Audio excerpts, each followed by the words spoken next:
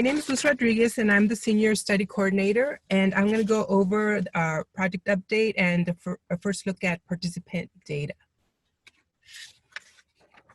So for an overview, I'm going to discuss the project update and then go on to recruitment, and then we'll look at enrollment, and then we'll look at our first participant data. And then lastly, I'll discuss our next steps for our next year. So Dr. Hurley covered this in his presentation. There are two components to our project. There's the implementation side, which is the implementation of the smoking cessation services. And then there's the outcome study.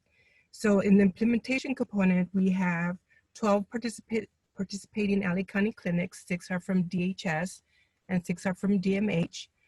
The clinics were randomized so that 10 clinics would provide the smoking cessation services, and 2 clinics would remain as treatment as usual. For the outcome study, our goal is to recruit 100 patients from each of the 12 participating clinics. We received IRB approval to start recruitment in the DHS clinics in September of 2019. And in October of 2019, we received IRB approval to recruit patients from the DMH clinics. Pre-COVID, we would meet with patients in person at their clinic, and we would conduct 45-minute one-on-one interviews.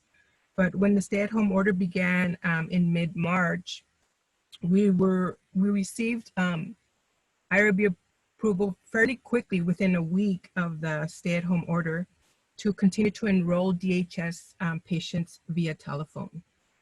It took us a little longer to get approval for the DMH clinics. We just recently received approval to enroll patients via telephone earlier this month. So Dr. Hurley also covered our eligibility criteria.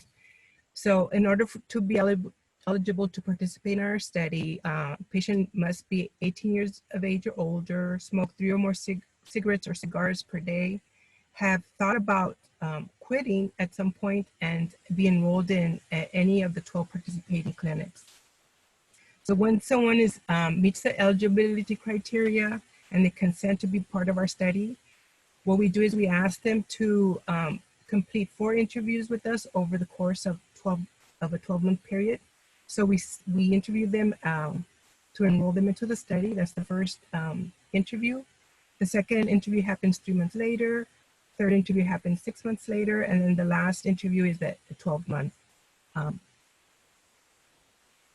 interview. Pre-COVID, we would conduct these interviews in person, and in addition to the questionnaires, we would ask them to complete a breathalyzer test, which measures how much carbon monoxide they have in their lungs. This test was conducted with a simple-to-use handheld monitor, which the patients themselves administered to themselves.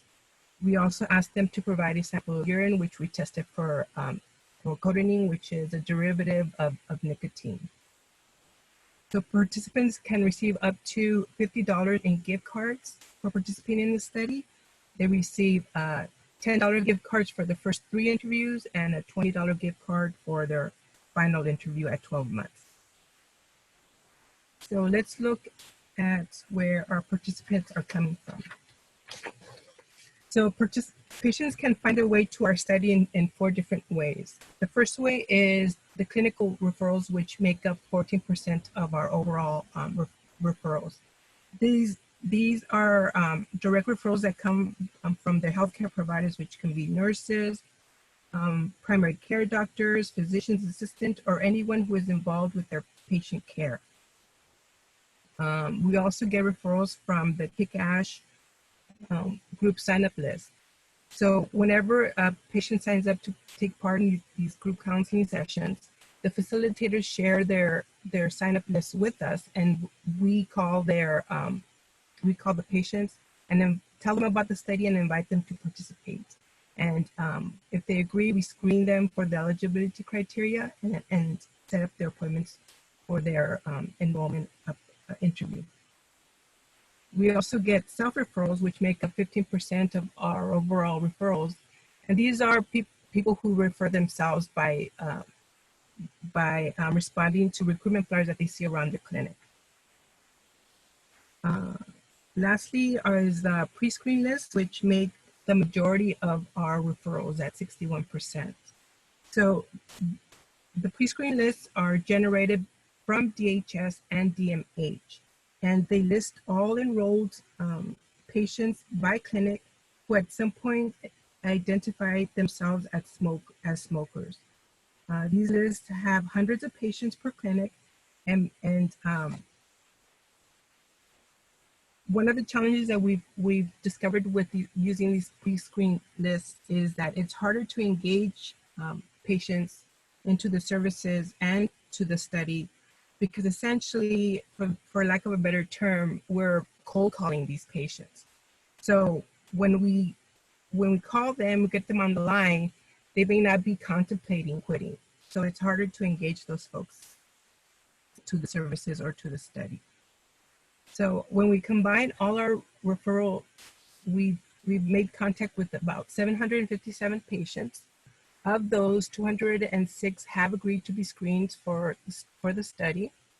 Of those, 178 were eligible to participate in the study. And of those, 100 completed their enrollment interview. So far we've seen that almost just a little under a half of folks will keep their enrollment appointments. And we've also found that patients who are referred just directly from their clinical referrals, the primary care doctors, those are the people who are more likely to keep their appointment. So today we've enrolled 100 people altogether, 59 from DHS and 41 from DMH. So most of the our referrals that come from DHS come from clinical referrals. Hubert Humphrey Comprehensive Health Center leads the pack with 22 people enrolled, followed by Harbor Carson, UCLA, and then 15 for Alma K, which is the treatment as usual site. For the Department of Mental Health, most of our referrals come through self-referrals.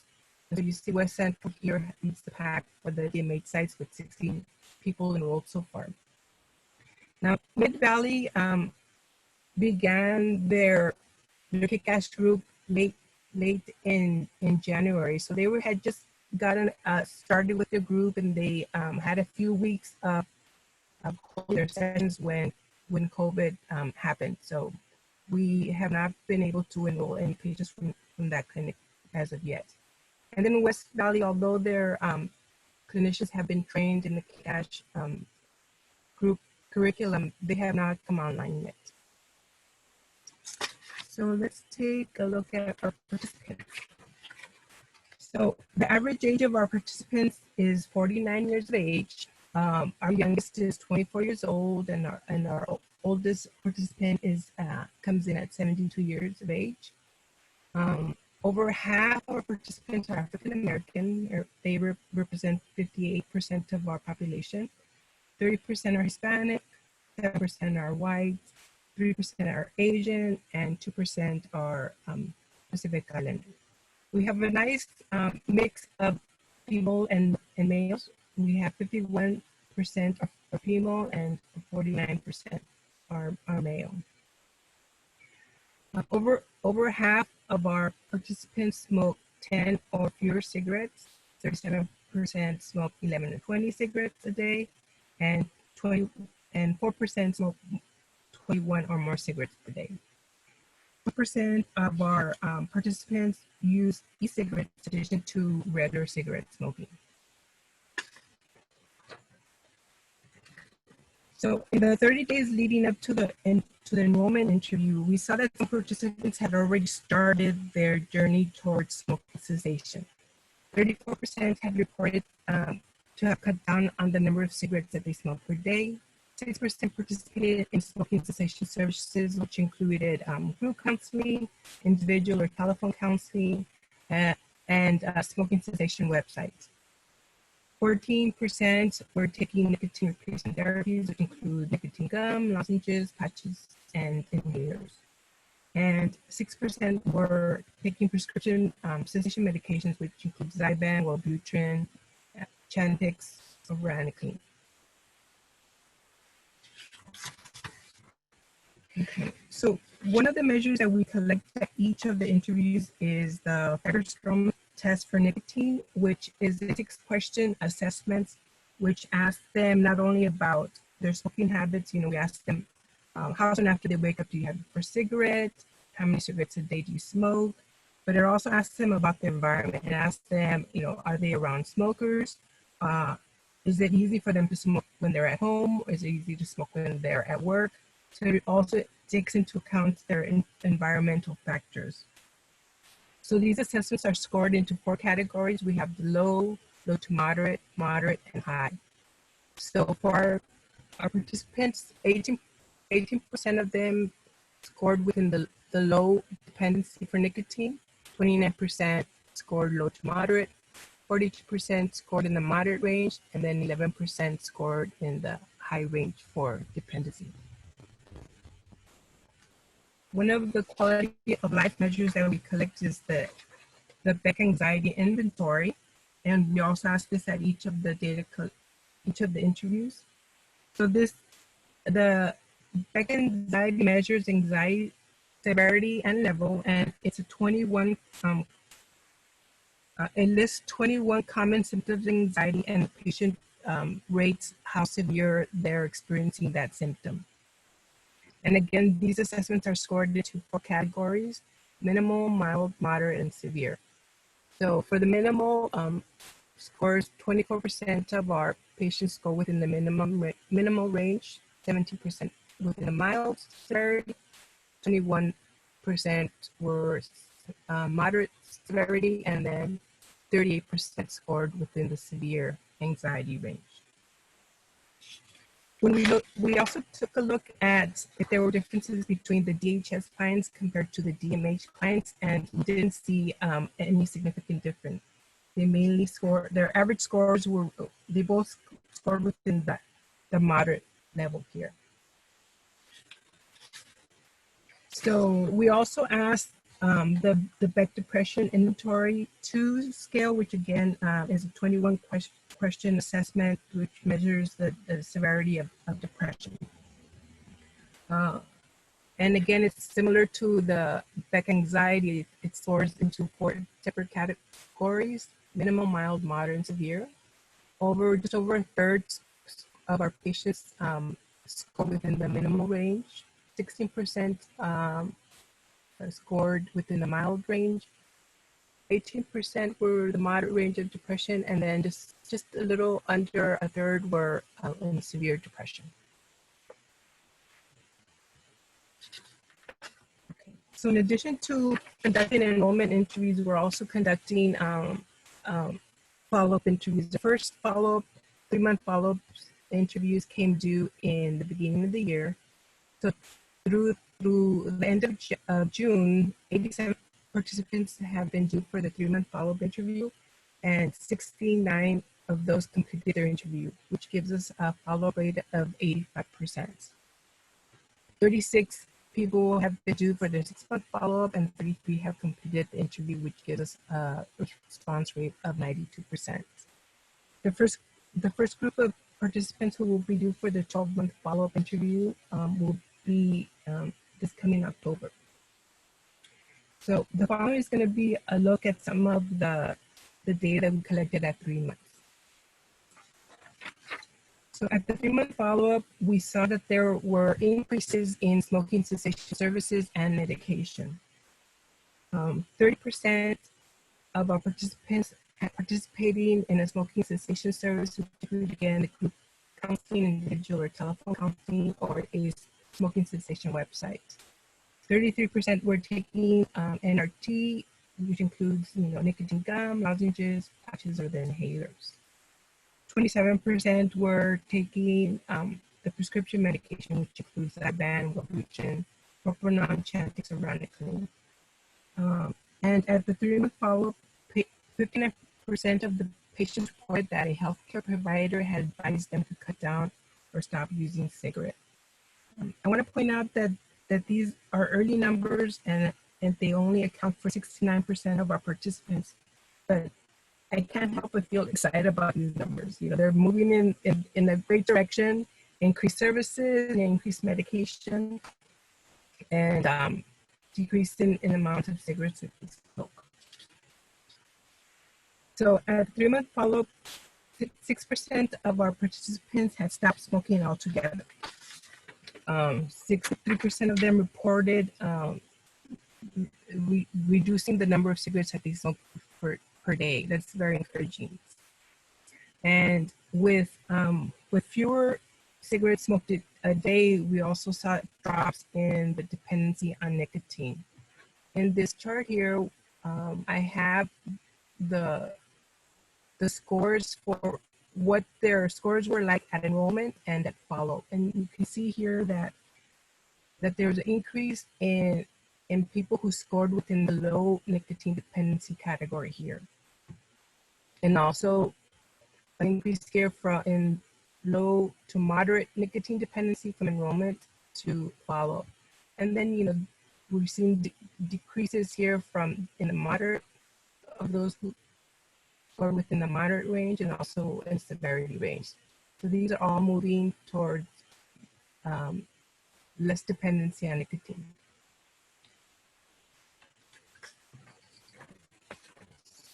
So when we look at one of our quality of life measures, we also saw that there were increases in the number of people who scored for the minimal anxiety level. Here, there's at enrollment, the number of the percentage of folks who scored within the minimal range was 24%, but at the 3-month follow-up, that jumped up to 33%. And then here in the severity level, we see the biggest drop here from, and 38% of them scored in the severe anxiety level, but at 3-month follow-up, they took a dip to 26%. So there's improvements in the severity of the anxiety level. And again, we looked at the BEG depression scale. We also saw increases in the number of people who were scoring within the minimal range. Here at enrollment, they scored 34% within the minimal range. And at 3-month follow-up, they jumped a little to 38%. And again, we see that the severity, those who scored within the severity range dropped down from 32% at enrollment to 27% at 3-month follow-up. And again, this is preliminary data. It's only 69 cases, but I'm encouraged by the trend that this is showing us. You know, people are moving in decreased cigarette smoking. The quality of life seems to be improving overall. And overall, this data is very encouraging. So our next step is we are working on adding 6 to 7 new DHS clinics to provide the smoking cessation services. And so in order to do that, we're bringing on a part-time study coordinator that will help us manage these additional sites. We will continue to enroll smokers to the study via telephone until we are given the green light to go back to the clinics and do face-to-face interviews. And we'll also continue to conduct our follow-up interviews over the telephone until we get the go-ahead to go back to the clinics and conduct the face-to-face interviews.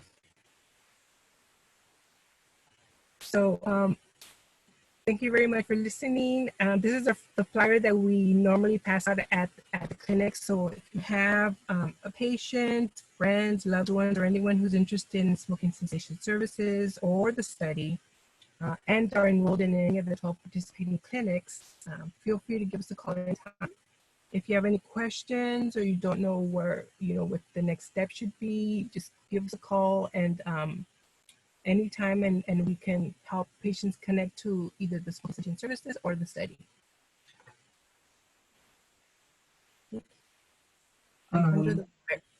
Okay, Luz, we have a few questions in the question and answer. Thank you so much for that. And speak a little bit louder. Someone said that they were having difficulty Oh, no. hearing you. Okay, so can you see the questions? Uh, I can read it off. Conversion rate from initial contact to enrollment seems low. Any ideas about future changes or different actions that you may do in the future? And conversion of initial contact to enrollment seems low. I can start while you're getting yourself together. I know you're in a difficult situation there. Sorry. Well, we were starting to really get on a roll after we got approval in the late fall from DMH to start our recruitment there. And we're getting on a roll, we're getting folks in, and then COVID hits. And then we have to convert everything to virtual. So it was a little bit of a startup, getting that going. But hopefully that won't be lasting too much longer, but we just don't know. We did put some other things in place, and we're planning to bring on an additional study coordinator that can help with those efforts. But that's where we are. Dr. Hurley or Luz or someone want to chime in on that? We know from the time that we contact them to getting them in, it's been a really big challenge. And if you all have suggestions, we're open to those too. So this is Brian. I'll just say one of the challenges with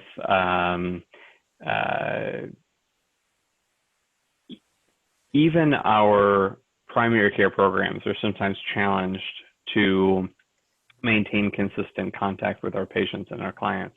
So we do our best, but I think our study coordinators are sort of new as members of these clinic teams.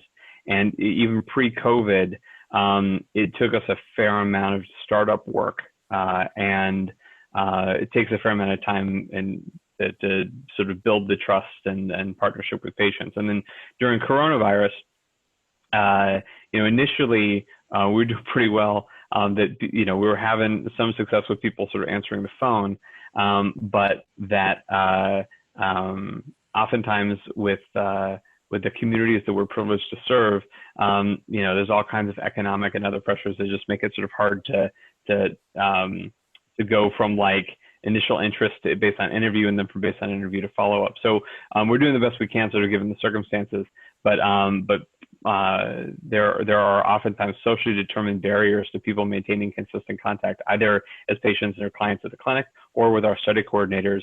That is, I think, is what makes this trial different than a RCT, which is where screen for patients that are generally have the stability to participate in all elements of the RCT. In an implementation trial, our follow-up rates are lower than you would typically see in a typical RCT, because it's in the real world where patients are oftentimes interrupted in maintaining consistent contact.